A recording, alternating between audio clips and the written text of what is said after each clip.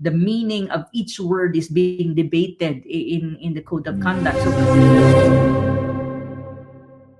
we have been hearing for some time about the code of conduct. This is something that is being worked on. What I wanted to ask you today is, what are some of the challenges in producing this code of conduct in the South China Sea? You have emphasized many times the importance of diplomacy and a dialogue between the different claimant states in the South China Sea. So I would like to ask you, what specific diplomatic strategies do you think will be most effective in overcoming these deadlocks or in accelerating the finalization of a meaningful code of conduct?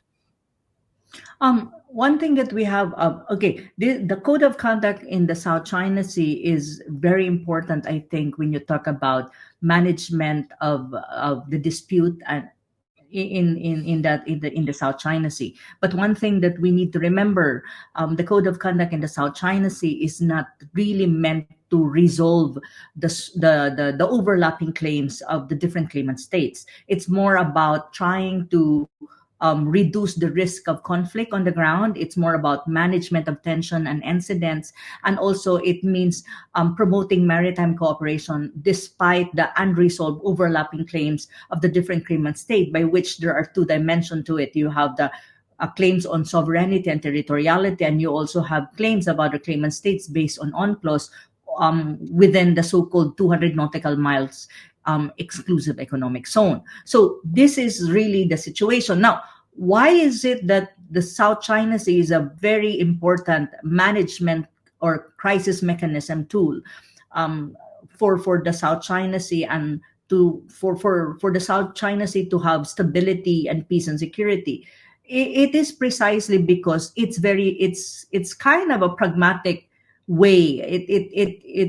The code of conduct is also realistic in a sense that it in a way it recognizes that it will not solve the dispute. However, through the code of conduct, realistic that it will be able to establish some kinds of norms and standards and rules and regulation, how different claimant states and even outside forces will behave and how they will conduct themselves in the South China Sea. So this makes this code of conduct very important.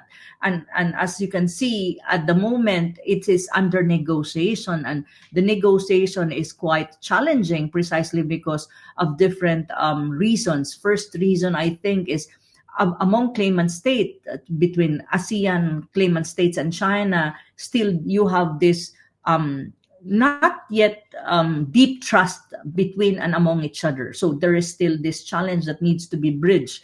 Second is, I think, the different claimant states, they have their own national interests, and they have also this nationalistic kind of sentiments, especially with reference to their claims.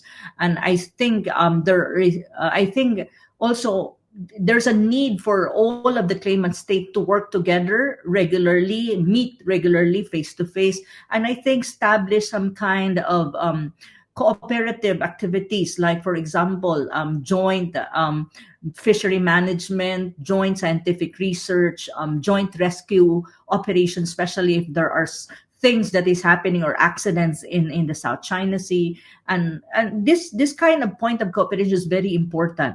That will actually reinforce the code of conduct if in any case it will be concluded anytime soon. But for me, to be honest, realistically speaking, I don't see it being concluded in the next 2 to 3 years, precisely because at the moment there's a lot of debate going on, especially when you talk about the text.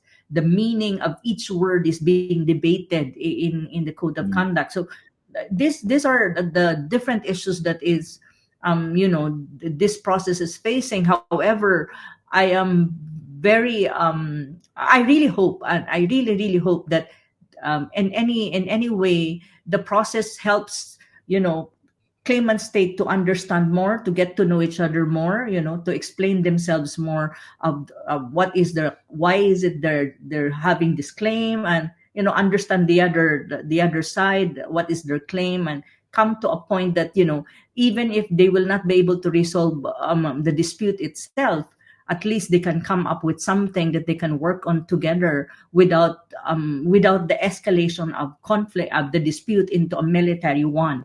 Given that there Mm, are outside forces coming in, like the United States, trying to disrupt the whole or destabilize the whole situation in the South China Sea because of its militarization of the area. So this is my perspective when you talk about the South China Sea.